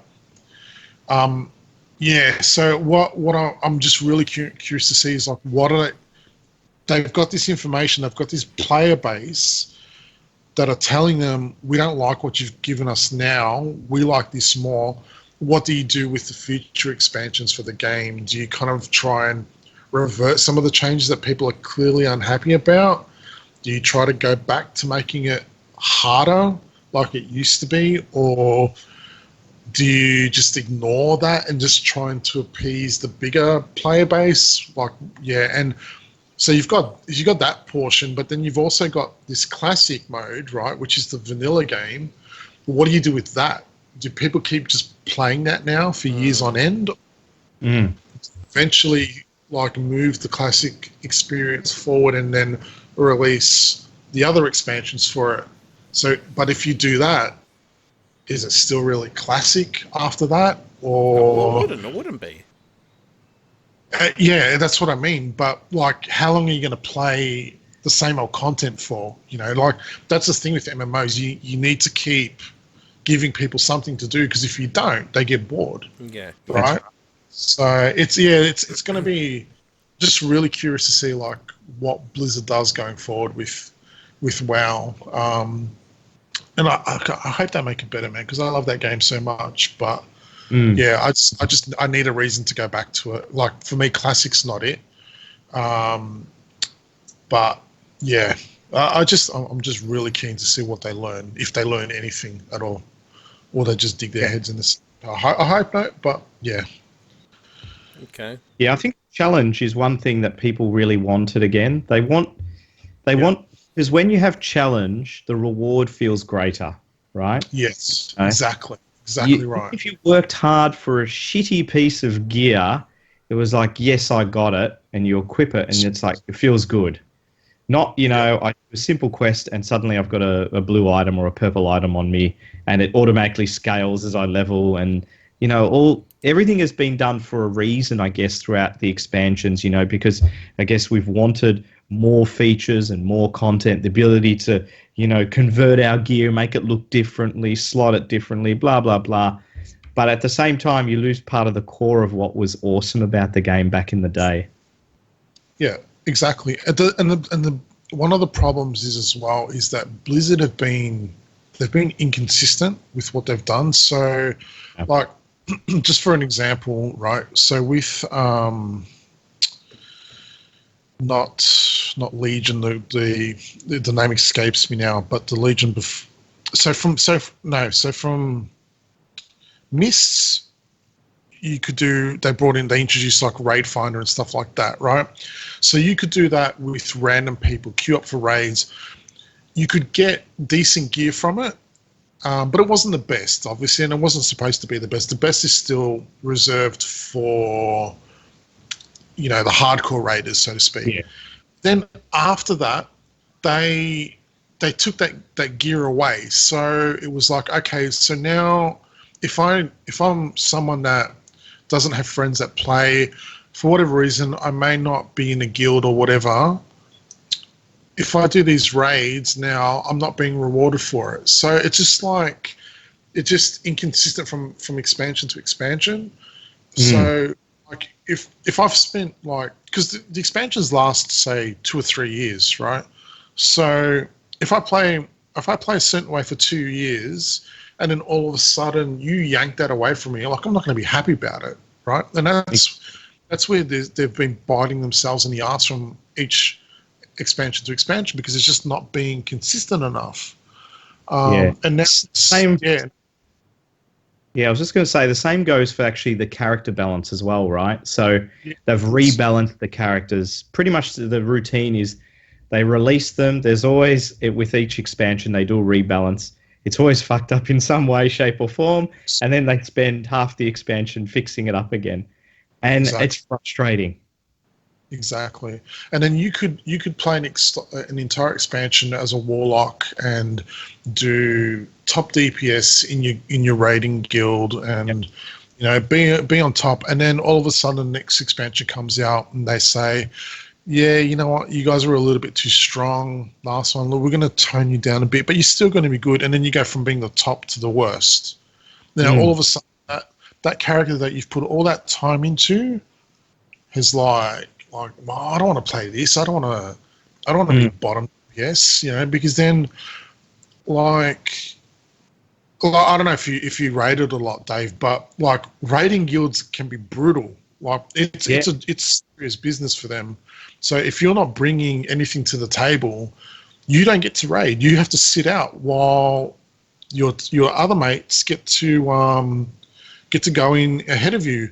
So it's either, okay, well, I can't play this character that I love so much anymore. I have to re-roll to a different class that's actually going to be viable for raids and stuff like that. So that's, yeah, like you said, it's just,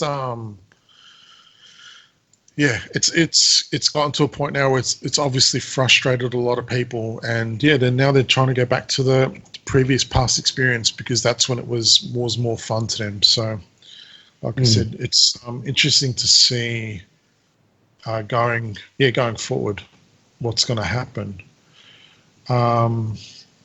Anyway, enough. I could talk about WoW. I could probably do an entire episode just about WoW by myself. So, but we'll move on because I feel sorry for Daz just sitting there. Poor bastard. That's all right. That's okay. You love it. As long as he's happy, I'm happy. So, but look, I can relate somehow a little bit to you guys. Quickly, I did or was recommended a show called Dead Pixel. It's a British TV show, and I've watched 2 episodes, and it is freaking hilarious. And it's pretty much based on World of Warcraft, even though it's not World of Warcraft, but it's to mimic the game, and it just it's really funny. Like I said, it kind of reminds me of IT Crowd mixed with the In-Betweeners. So you can watch it on iView, ABC iView here in Australia. I'm assuming it's BBC in the UK. In the US, I have no idea if it's getting shown there. But if you're a WoW fan or even just a gamer, you're going to enjoy this. And like I said, I have no idea what happens in WoW at all, but I was pissing myself at this. So I might even post a trailer up on the Facebook page for people to watch. But guys, seriously, you need to watch it. You really need to watch it. Will do. Yep. 50 DKP minus. More dots. I don't know what that is. Dave does, that's all. All right, I'm going to move this along a little bit because we kind of got wrapped up a little bit in World of Warcraft. Our retro topic for the month. Okay, cool. So I know you're excited about this one. 90s PC gaming. Our favorite games and stories. I want you to kick things off, Daz. Oh, okay. Because I've throat hurts. Well, what, really? You and your Warcraft guys just cracked me up. But yeah, this was my suggestion, and seeing that they're talking about WoW and all that thing, I thought, well, I'll try to keep things PC here. Well, so I started probably late 90s on PC gaming, and Dave had a lot to do with it as well. Mark as well, actually. Mark was more on the emulation side of things. I used to, he'd have MAME on DOS, and I remember getting Simpsons Arcade from him. I think it was probably on 3-4 floppy disks. It was a zip file split up. It was crazy, and it was just like the old days with the C64. I used to get the 64 games off him, but this time it started going on to DOS games. But anyway, yeah, looking back, like recently, if you've been listening to the show, I've been getting into Turok again, and I went through some old stuff because I'm selling a lot of stuff, and I found a lot of PC games, and I was like, awesome. You know what? I'm going to chuck them on, and the Windows 10 does not work with these things. They're like Windows 98. But they've got me thinking. I want to talk about my favourite PC games from the 90s that I played. And look, I'm just going to name I've got about 10 here. I'm not going to go crazy talking about them all, because obviously most of you would know, how good they are. For example, one of my favourites was Half-Life. I know Dave was a big fan. Yeah. Huge fan. Yeah. Love this game. Yeah. Amazing game. Dave got me into that one. Duke Nukem 3D. Everyone loved that. Unreal Tournament. Mark and I went crazy on this one. Jeez, we had fun. Yeah. Unreal, the actual first Unreal, I really liked. I thought that was absolutely awesome. Turok 2, obviously, but I'm not going to elaborate. Now, Warcraft 2. That's as close as I get to WoW. I think Warcraft 2 was absolutely amazing. And did we used to play that together, Mark? Via dial-up? Was it with you? I think we did. Yeah. Did I do it with you, Dave? Did we ever play that online? No, I don't think so. I had the game. Yeah. I don't know if we ever hooked up though. Okay. Yeah, love that game. Dune 2, absolutely. To me, that's probably my favourite real-time strategy game. That Warcraft 2, pretty much even. But ones that I probably had so much fun with was a game called Sentinel Returns, and that was also on the PS1. It's really hard to explain. You pretty much have to absorb a robot enemy. I can't really explain it. It's something you probably have to go on YouTube and get it explained. It's a 3D polygon game, and I can't explain it. I'm going to sound like an idiot if I try to. It's a really hard game to play, but once you understand what to do, the game is so involving, and it'll suck you in. Have you heard of that? No. No, you need to try it. Seriously, you really do. Even emulate it on the PS1. Funny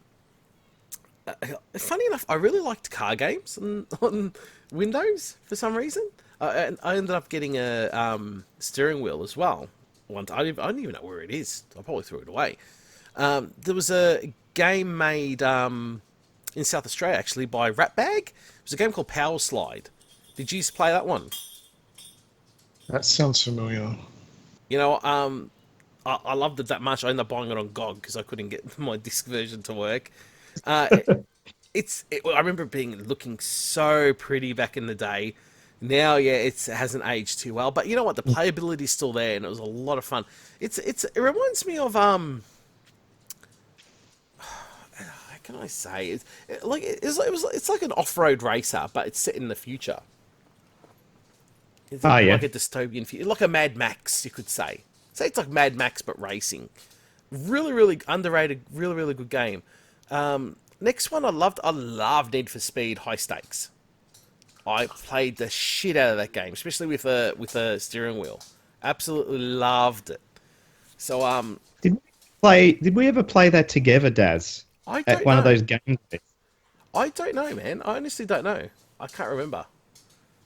Nah, but I loved it. I thought it was great, and the PS1 version did not come close to it.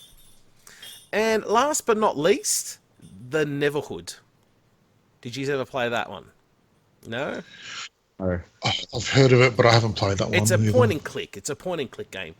I know Caldy loved it as well. Very, very hard puzzle point and click game. It was claymation, and it was really spooky how it looked. It had like a really haunting feel to it. There's a sequel on the PS1 called Skull Monkeys, which was a platform game actually. But yeah, look, they were my faves. So there you go. Nice, man. Cool. So yeah, Daz, for me, a lot of the games that I remember from the 90s were very similar to what you've listed. And I think because a lot of them are absolute classics and really spawned the genre that they were from. So it's funny when I look back on the list, I can distinctly remember the place I was at or the person I was with when I first played the game. Like Doom 2, I remember I was in high school and there was a kid, we were in year 9, I think, and he had brought it in and he's going, oh, this is awesome. And I just got the chainsaw and just having so much fun with that game. Unreal Tournament, we played that at work, I remember. That's awesome. That came out, yeah, I think it came out in 99. And we brought it in and we actually played it. We had a multiplayer going on the LAN at work. It was so much fun. I had so much fun with that game. Warcraft 2, that was one I played on my own. I never played that with anyone else, but such a polished RTS.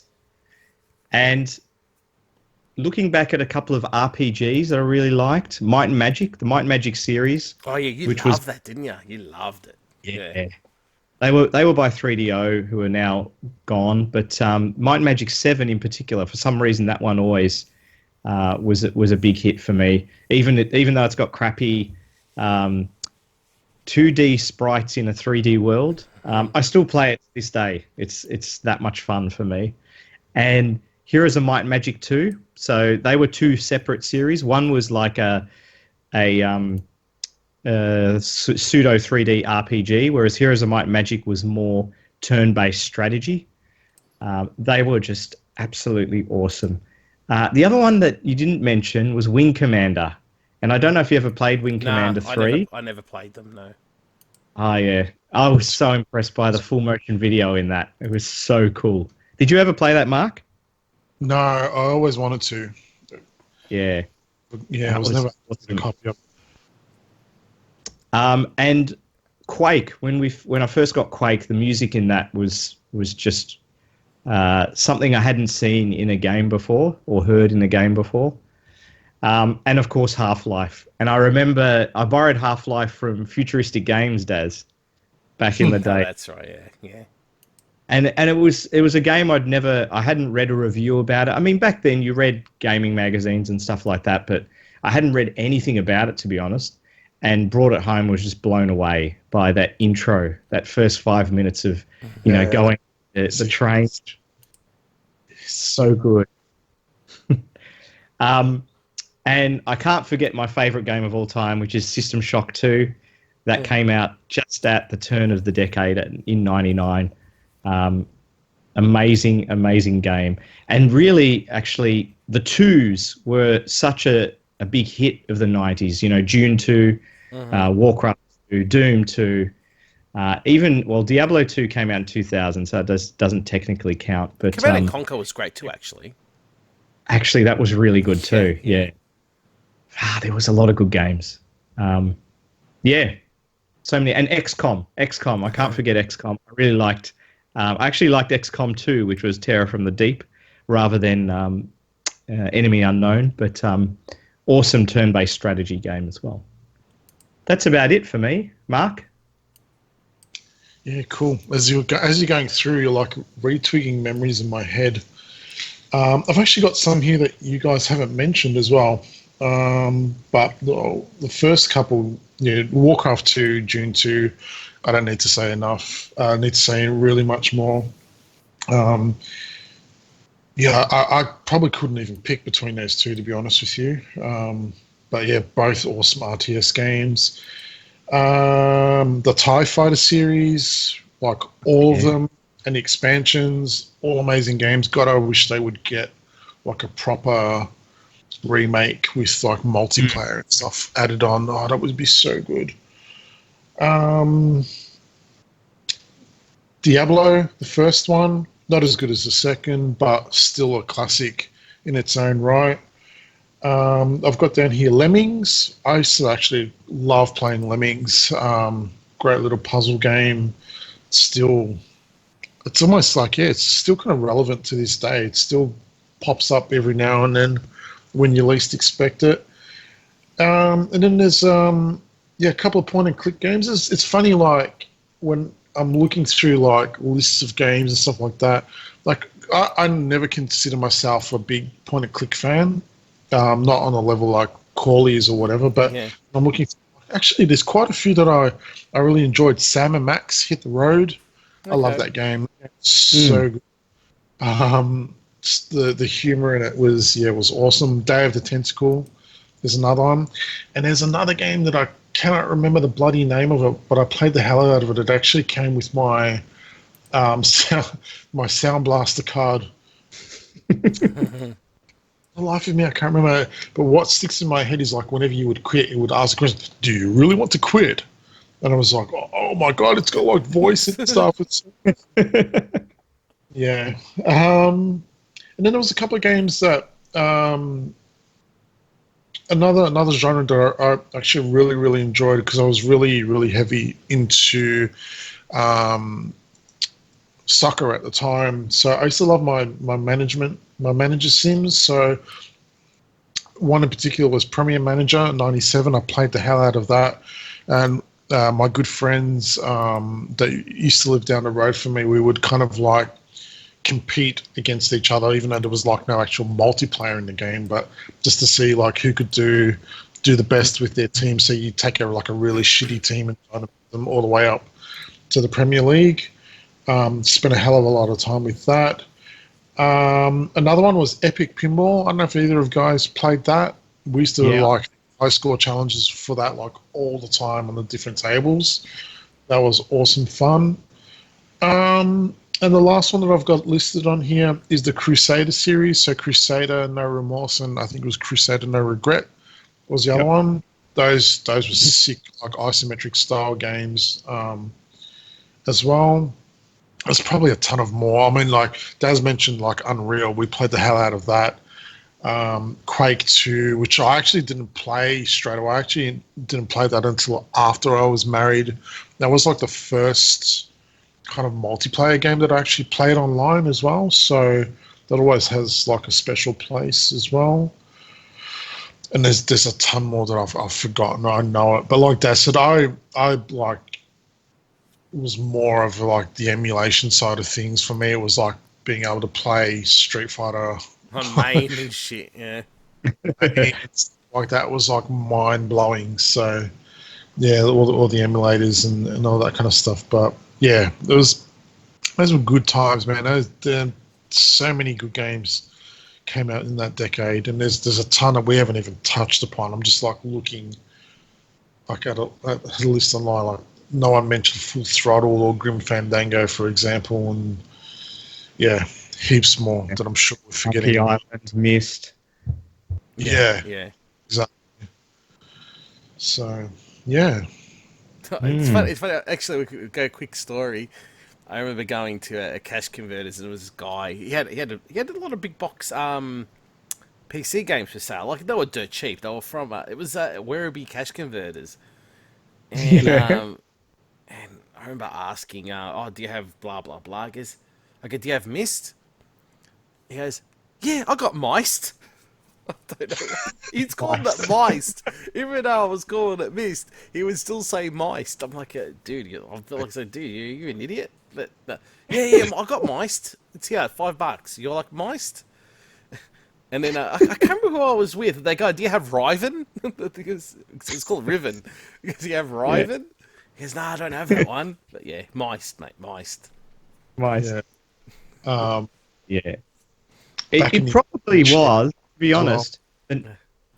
Sorry, Dave? Sorry. I was just going to say, the 90s for PC gaming is probably the most influential decade by far. Like, so many series started in that decade. Fallout started then. You had massive RPGs like Baldur's Gate as well. All the point and clicks really came to their own in that decade. All the FPSs started coming out. I mean, we had Wolfenstein, it was 92 or something like that. And then from then, it just went on and on. So it was such an important time in gaming. And I almost feel so privileged that we were able to live through it, you know, and experience these at the time when they happened. Yeah. And the age of swap meets. I'm sure Daz, you and I went together. That's how I got my computer built. Dave helped me with that one. Yeah. That was the best, man. A Celeron 380, I think it was. I think it was a Celeron 350. I don't know what they are. I can't remember. Yeah. But yeah, and I still remember my Voodoo 2. I had a Voodoo 2 graphics card. Yeah.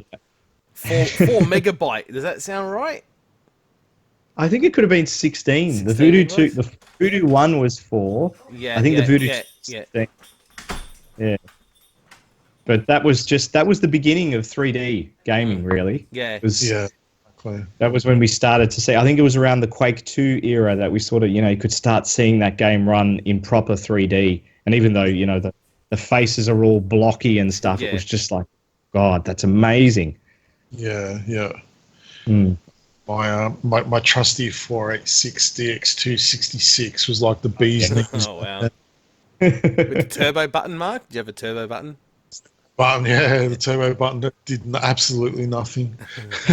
The little the lock on the front as well, which again, like, key, that everyone had access to. And then I remember upgrading to my I can't remember what it was exactly, but it was a Pentium something, and getting my Voodoo card and then playing Turok on it and like being blown away, and back when I could play first-person shooters without getting sick. It's the good old days. But yes, I think we've reminisced enough today. Yeah. Wow, this is a long one. It was a long one. It was a long one. Yeah, we can discuss everything that we're planning to. Just one more thing, just before we go, because we did ask the question, and we did answer, so it'd be rude not to answer it. So, we put up a question on the Facebook wall, just asking for Warcraft stories, and no one gave a shit. But John Ebbs, it's the question. The Mega SD. We'll give a bit of background. I'll let Daz get into that. A whopping €230, worth it or not?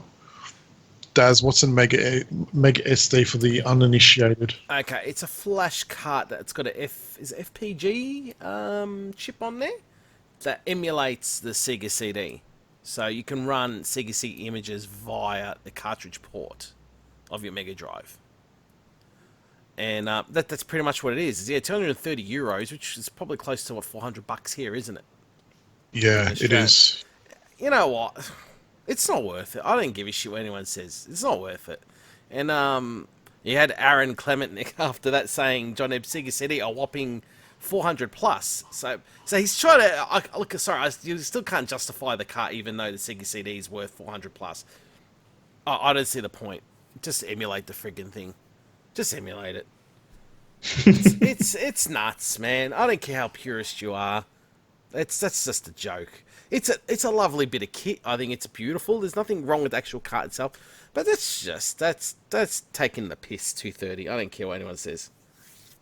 It's not worth it. Of course, it's not worth it. Just emulate it, mate. Even a PSP can emulate Sega CD perfectly with a Pico Drive emulator. And you got it, and then you've got that in the palm of your hand. Just emulate. Sega CD is easy to emulate. There's no point spending that much money.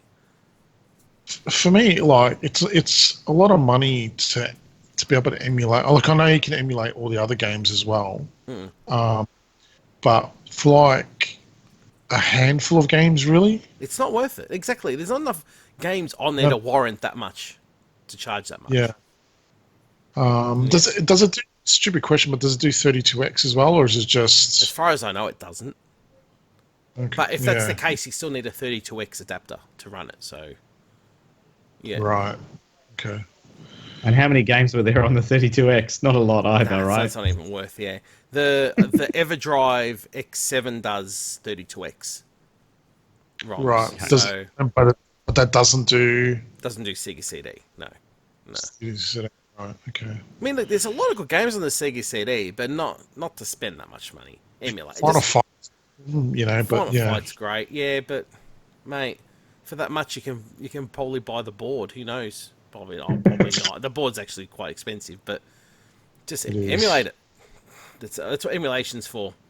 Just do it. You don't have to be a hero. Sorry, I'm being straight out, but it just annoys me that these people charge so much. And look, a lot of work would have went into it and research. I'm not doubting that, but come on, that's not fair. Not everyone can afford that money, that kind of thing. And I think it's unfair. I think it's ridiculous. But yeah, it's a fair bit. Yeah. Okay. Cool. I think it's a clear, resounding no in terms of its worth. Look, it's for the purist. I'm sure they would drop that kind of money without hesitation. Yeah. I mean, we are purists, but for different things. So for us, it's not worth the cash. But there's always going to be someone out there that's willing to kind of splurge on that kind of thing because it's important. So. Well, look, I mean, look, for example, sorry, Mark. I'm being a terrier there. I didn't mean that. No, just that I've got a 3DO, for example. The CD drive in it's stuffed. The only way I can get that to work properly is find a laser for it. Now, I don't know where I'm going to find a laser for a 3DO. It's probably, obviously, it could be possible. But there's also a Russian guy has made a SD solution for it. and it's just plug and play. You take out the CD thing and you plug in that. But the guy wants like $350 shipped, and Yeah. do I spend that money? Yeah, that would be cool, but there's probably only 3-4 games I want to play on it. So I'm just going to emulate it. So it's a kind of the same thing. I know it's very niche, and that's probably why these things are so expensive as well. But that's me, yeah. I mean, look, if you earn good coin and you don't give a shit, you want to spend your money, go crazy. It's a great piece of kit, this thing, but yeah, I know I'm repeating myself. It just drives me insane. Yeah. Very cool. Very cool. Alrighty. Well, that's us. It's been a long one, but we hope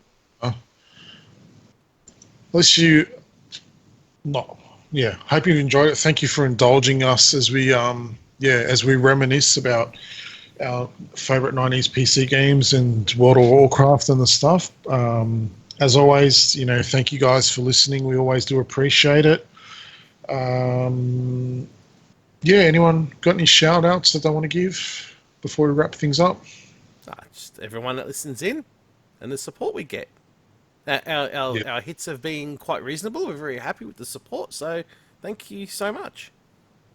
Chugging along in an overcrowded market, so we are really, really appreciative for everyone that listens. If you can spread the word, cool. If you can't, that's also cool. Just as long as you listen and you enjoy what we do, we are eternally grateful. Daz, as always, where can our listeners hear you besides this podcast? The Arcade Perfect podcast. You can check us out on Podbean, Twitter, and Facebook. We've just released a Donkey Kong review. So there you go, with myself and Tagster and a special guest. Actually, Greg Powell joined us on this latest one. Good friend of ours. Oh, yeah, cool stuff. Good stuff. Cool. Alrighty, Dave. Anything else you want to add before we wrap things up? No, still thinking if I'm going to play WoW Classic or not. Don't know yet. Can I play with you, David, please? No. Adults only. No. Mark, you mind your own business. David, can I play? That's really hurtful. Okay, I'm going. Bye. Casey, go on. Cool. Yeah. Don't do it, David. We won't see you for another 6 months. Yeah. Yeah. So Yeah. when's the next podcast? Why isn't Dave replying? Right. Cool. All right. Well, again, thank you everyone for listening. We will see you guys in a couple of weeks' time. I think between now and then we might have Tokyo Game Show. So, we'll have some more stuff to cover, I hope. We'll check you out then. Till next time, adios. Thanks, guys.